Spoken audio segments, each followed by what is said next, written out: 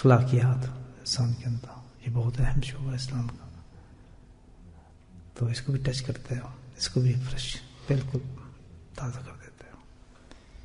ایک ہی جملے کے اندر رمضان نے بتا دیا کہ اس کا انسان کے ساتھ مسلمان کا کیا تعلق ہے.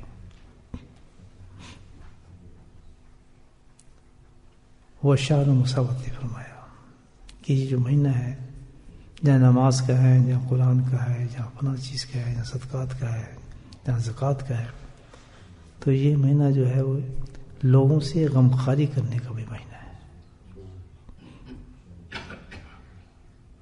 ریفریش کر رہے ہیں ہماری اس چیز کو، بتا رہا ہے کہ مسلمان کا کیا تعلق ہے اخلاق میں، لوگوں کے ساتھ آپس میں ایک دوسرے کے ساتھ کیا تعلق ہے، کتنا امپورٹنٹ ریچول اور یہ اہم حصہ ہے اسلام کا، جس کو ہم فراموش کر دیں تو بڑا مشکل ہے. کہہ دیا رمضان نے کہ رمضان ہے اس لیے کہ لوگوں کے ساتھ غمخواری کا مہینہ ہے. بہت واضح پیغام دیا ہے. یہ صرف یہ نہیں کہا کہ مسلمانوں کے ساتھ غمخواری کا مہینہ ہے، بلکہ کہا ہے لوگوں کے ساتھ. لوگوں میں ہر آدمی آ جاتا ہے، مسلم بھی اور غیر مسلم بھی، گورا بھی اور کالا بھی، نہ مذہب ہے نہ نسل ہے نہ اس میں کوئی چیز نہیں. تو بتایا جا رہا ہے کہ ایک مسلمان کا پورے معاشرے کے اندر ہر انسان کے ساتھ کیا تعلق ہے.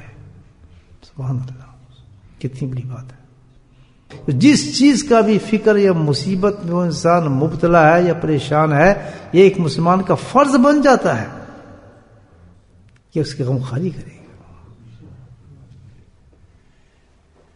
یہ اسلام کی تعلیم ہے، اسلام کی ٹیچنگ ایک مسلمان کے لیے. کیا اس اسلام کی جو یہ ٹیچنگ ہو اور یہ تعلیم ہو اور اس کے بعد مار دھاڑ قتل و غارت ہو رہی ہو اور اس میں کہا جائے کہ جی اسلام کر رہا ہے، تو اس میں کیا کہیں گے آپ؟ سبحان اللہ. سوائے اس کے تو یہی کہا جا سکتا ہے جی آپ کو علم نہیں ہے اسلام کے بارے میں کیا ہے. تو کوئی آدمی نام لے کے اسلام کو جو چیز کر دے گا تو آپ کو انداز پکڑ لیں، کوئی نہیں، اتنا بیوقوف دنیا میں کوئی نہیں آتا. تو اس کو کیسے ایکسپٹ کر لیتے ہیں؟ نہیں اسلام نے کی ہے، نہیں اسلام. تو یہ تو اسلام، میں یہ ایک حدیث بتا رہا ہوں، اتنا وقت تو ہے ہی نہیں، تو ایک بہت بڑا ٹاپک ہے. یعنی ایک معمولی انسان بھی اب اسلام جاننا چاہے گا نا کہ میں اسلام کو جاننا چاہتا ہوں، وہ نماز کو نہیں جانے گا، قرآن کو. سب سے پہلے وہ یہ دیکھے گا یہ آدمی کا تعلق کیا ہوگا اس انسان کے ساتھ. تو ایک دم یہ مار دینا دھبکا، بھئی یہ تو اسلام نے کر دیا، یہ تو مسلمان نے کر دیا. بلکہ یہ کہیں کہ یہ جو نام اس آدمی نے اپنا رکھا ہوا ہے یہ اس وجہ سے نہیں ہو سکتا، کبھی حالت مسلمان نہیں ہو سکتا کہ اس نے اللہ اور اللہ کے رسول کی تعلیم کے خلاف کام کیا ہے. اور تو یہ نہ رہو نا جی بالکل کوئی ڈھکوسلا ہے، یہ مداری ہے کوئی.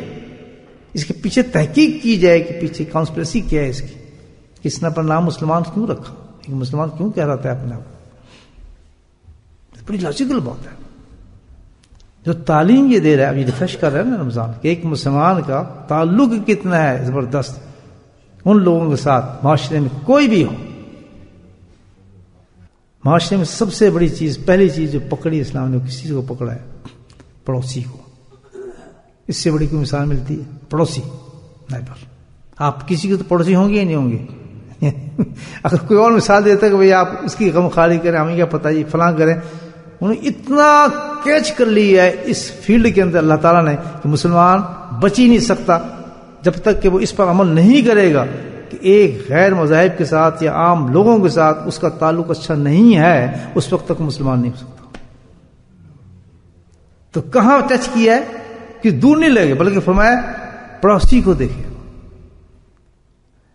حدیث میں آتا ہے کہ نبی کریم صلی اللہ علیہ وسلم نے اتنا زیادہ پڑوسی کے حقوق کے بارے میں تاکید کی ہے کہ ہمیں ڈر ہونے لگا کہ کہیں ان کو وراثت میں حصہ نہ دے دیا جائے. اور یہ اللہ کے نبی شرف فرماتے ہیں کہ جبریل علیہ السلام نے مجھے اتنی تاکید کی ہے. جبریل کہاں سے آتے ہیں؟ کہاں سے آتے ہیں؟ اللہ سبحانہ تعالیٰ نے اتنی تاکید کی ہے انسانیت کے بارے میں، معاشرے کے بارے میں، کہ تمہیں سے کوئی دخل نہیں، کوئی کچھ بھی ہے، یہ میرا اور میرا اس انسان کا معاملہ ہے، چھوڑ دے، اس سے کوئی تعلق نہیں. لیکن تجھے جیسے رہنا ہے وہ اس طریقے سے رہنا ہے کہ اگر تیرا پڑوسی ہے اس کے حقوق جو میں بتا رہا ہوں تو نے وعدہ نہیں کیے تو بہت کام تیرا خراب ہو جائے گا. اب مجھے بتائیں کہ جو اتنا قریب آدمی ہے، میں رہ رہا ہوں، میرے ساتھ اگر کوئی رہ لے میرے مکان کے ساتھ تو مجھے کیا حکم دیا جا رہا ہے بتائیں. اگر مسلمان رہنا چاہتا ہوں میں اور جنت لینا چاہتا ہوں تو کیا حکم ہے؟ حسن سلوک. حسن سلوک کے آگے ڈیفینیشن دی ہے. سبحان اللہ. اللہ کیا حسن سلوک؟ کہتا ہے یہ حسن سلوک سنو.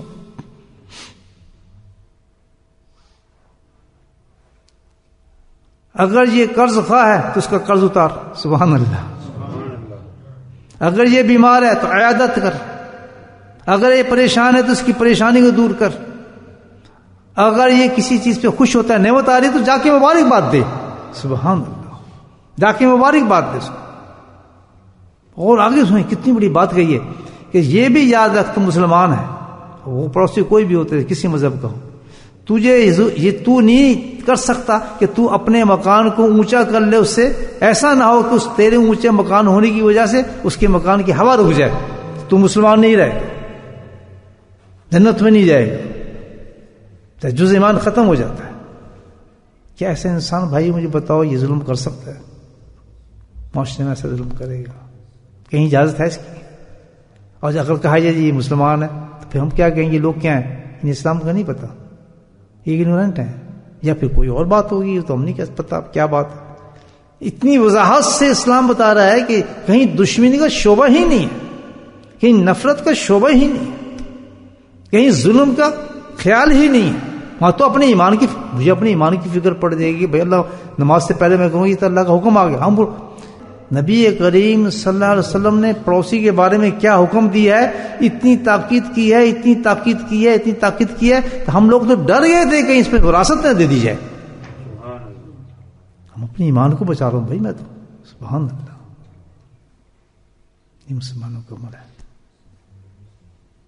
کہیں نہیں ایک دوربین نہیں دی اسلام میں کہ آپ اسلام کو کسی کا کوئی مذہب ہو، کوئی تعلق ہے، اس سے کوئی تعلق نہیں ہے.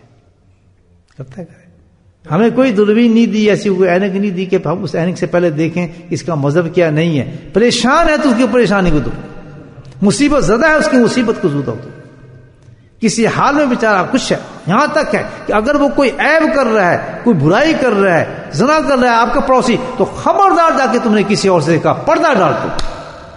اتنا مجھے بتا. ابو ہریرہ رضی اللہ عنہ تو ایک ایسی عجیب حدیث پیش کی ہے اس پر. فرماتے ہیں کہ وہ شخص کسی حالت میں بھی جنت میں داخل نہ ہوگا جس سے اس کا پڑوسی اس کی تکلیفوں سے، اس کے اعزاء سے پریشان ہو. آپ اونچی آواز سے سن رہے ہیں ریڈیو اور آپ کا پڑوسی جو ہے وہ پریشان ہو رہا ہے، آپ جنت میں داخل نہیں ہو سکتے. رات کو سونے کے ٹائم ٹھک ٹھک آپ تلوار پہ مار رہے ہیں. کوئی مذہب اتنا ڈیپ گیا ہے کسی حق دینے میں. یہ ماں باپ کا حق نہیں بتا رہا ہوں یہ ماں باپ کا حق نہیں ہے، مسلمان سے مسلمان کا حق نہیں ہے، یہ ان کا حق بتا رہا ہوں کہ جو جن کا ہمارے سے اسلامی تعلق نہیں ہے. تو پتہ ہی چلتا ہے کہ اسلام کا ڈسکریمنیشن ہے ہی نہیں کسی قسم کی. انسانیت سب سے بڑی چیز ہے. تو یاد ہو کبھی بھی مار نہ کھانا اپنے کریکٹر سے. اللہ کی عبادات میں کہیں کمی ہو جائے، کہیں عبادت میں جھول آ جائے، کہیں فرق آ رہا ہے، اللہ رحم فرمائے. بہت سے اللہ کے پاس اور بہت چانس سے. لیکن ایک چیز کو مضبوطی سے پکڑنا کہ جو اخلاق، جو کریکٹر، جو تعلیمات اخلاق کی ہمارے نبی صلی اللہ علیہ وسلم نے پریکٹیکل کر کے ہمیں دی ہیں، پریکٹیکل کر کے دی ہیں کہ پڑوسیوں کے پاس آپ کیسے تشریف لے جاتے تھے اور کیسے کیسے پڑوسیوں کے پاس جاتے تھے، جو آپ کو گالیاں دیتے تھے، جو آپ کو کوڑا پھینکتے تھے، جو آپ کو کانٹے پھینکتے تھے، جو آپ کو بد دعائیں دیتی تھے، جو اوپر سے آپ تشریف لاتے تھے گندی چیزیں پھینکتے تھے، آپ اس کے دروازے پہ جا کے ناک کرتے ہیں تو اتنی دنوں سے مجھ پہ کوڑا نہیں پھینکا. آدمی تو صحیح ہے نا، عورت تو صحیح ہے نا. وہ سبحان اللہ. عورت چیخنے لگی اندر سے کہ وہی آدمی جس میں کوڑا پھینکتا تھا.